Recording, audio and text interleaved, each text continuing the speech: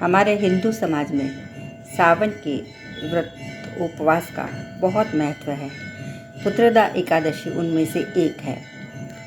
इसका महत्व है, श्री युधिष्ठिर कहने लगे कि हे भगवान, मैंने श्रावण माह में के कृष्ण पक्ष की कामिका एकादशी का सविस्तार वर्णन सुना।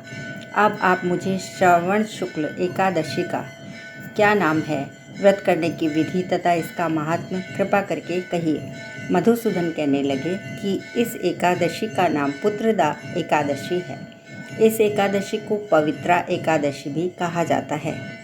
पुत्रदा एकादशी का व्रत करने वाले व्यक्ति को पूजा के बाद श्रावण पुत्रदा एकादशी की व्रत कथा जरूर सुननी चाहिए। ऐसा करने से व्रत पूर्ण होता है और मनोकामनाएं पूरी हो जाती हैं।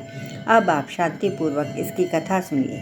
इसके सुनने मात्र से ही यज्ञ का फल मिलता है। पुत्रदा एकादशी व्रत कथा प्रारंभ। द्वापर युद्ध के आरंभ में महिष्पति नाम का एक नगरी थी, जिसमें महीजीत नाम का एक राजा राज्य करता था। लेकिन पुत्रहीन होने के कारण राजा को राज्य का सुख नहीं लगता था। उसका मानना था कि जिसकी संतान ना हो, उसके लिए यह लोक और परलोक दोनों ही दुखदायक होते हैं। पुत्र सुख की प्राप्ति के लिए राजा ने अनेक उपाय किए। राजा को पुत्र की प्राप्ति नहीं हुई। वृद्धा अवस्था आती देख राजा ने प्रजा के प्रतिनिधि को बुलाया और कहा, हे प्रजाजनों, मेरे खजाने में अन्याय से उपार्जन किया हुआ धन नहीं है। न मैंने कभी देवी देवताओं तथा ब्राह्मणों का धन छीना है। किसी दूसरे की धरोहर भी मैंने नहीं ली है। प्रजा को पुत्र के समान पालता रहा। मैं अपराधियों को पुत्र तथा बांधवों की तरह दंड देता रहा।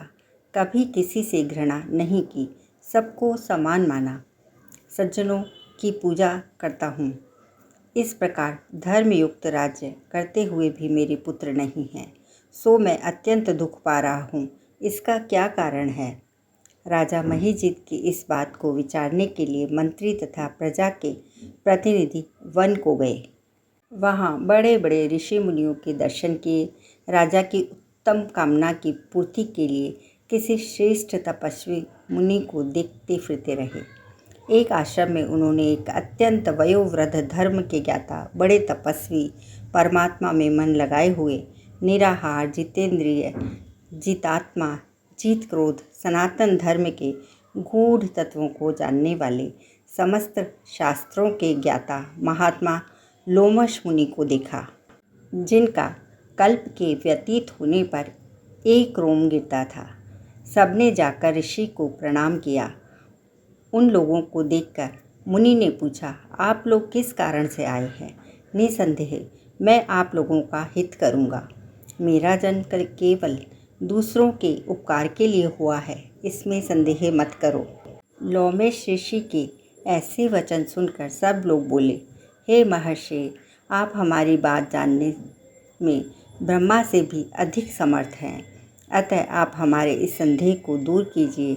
महिष्पति पूरी का धर्मात्मा महाराजा प्रतिजीत प्रजा का पुत्र के समान पालन करते हैं, फिर भी वह पुत्रहीन होने के कारण बहुत दुखी हैं। उन लोगों ने आगे कहा कि हम लोग उनकी प्रजा हैं, अतः उनके दुख से हमें भी बड़ा दुख है। आपके दर्शन से हमें पूर्ण विश्वास है कि हमारा यह संकट अवश्य दूर हो जाएगा, क्योंकि महान पुरुषों के दर्शन मात्र से अनेक कष्ट दूर हो जाते हैं। अब आप कृपया करके राजा के पुत्र होने का उपाय बतलाएं।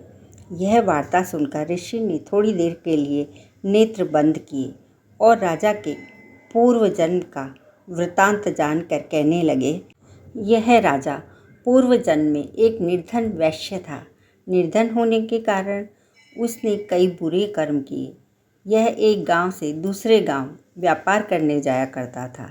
एक समय ज्येष्ठ मास की शुक्ल पक्ष की द्वादशी के दिन मध्याह्न के समय जबकि वह 2 दिन से भूखा प्यासा था, एक जलाशय पर जल पीने गया। उसी स्थान पर एक तत्काल ही ब्याई हुई गो जल पी रही थी। राजा ने उस प्यासी गाय को जल पीते हुए हटा दिया और स्वयं जल पीने लगा। इसलिए राजा को यह दुख सहना पड़ा। एकादशी के दिन भूखा रहने से वह राजा हुआ और प्यासी गौ को जल पीते हुए हटा देने के कारण पुत्र वियोग का दुख सहन करना पड़ रहा है।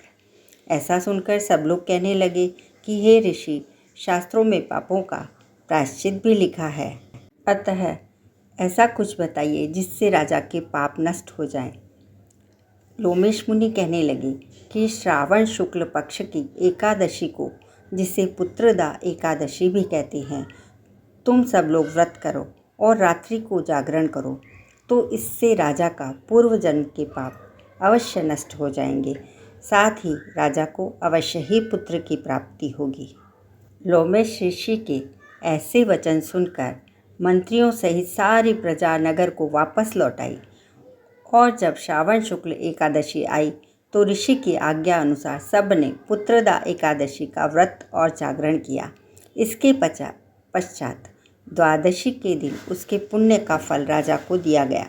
उस पुण्य के प्रभाव से रानी ने गर्भ धारण किया और प्रसव काल समाप्त होने पर उसके एक बड़ा ही तेजस्वी पुत्र उत्पन्न हुआ। इसलिए हे राजन, इस श्रवण शुक्ल की एकादशी का नाम पुत्रदा एकादशी पड़ा। अतः संतान सुख की इच्छा रखने वाले को इस व्रत को अवश्य ही करना चाहिए। इसके महात्म्य को सुनने से मनुष्य सब पापों से मुक्त हो जाता है और इस लोक में संतान सुख भोग कर परलोक में स्वर्ग को प्राप्त होता है। जय श्री हरि। ओम जय जगदीश हरे। जय विष्णु। ओम नमो नारायण।